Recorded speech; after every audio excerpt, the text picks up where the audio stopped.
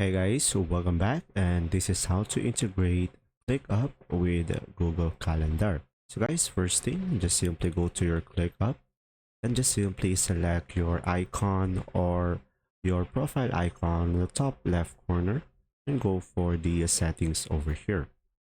And now, once you are here on the settings, just simply scroll down to the bottom.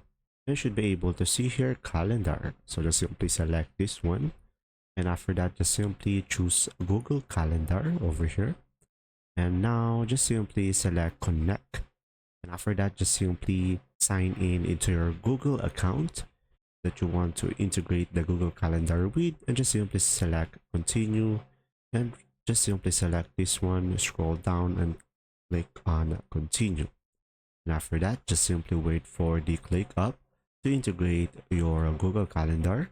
Just simply wait for it to load up.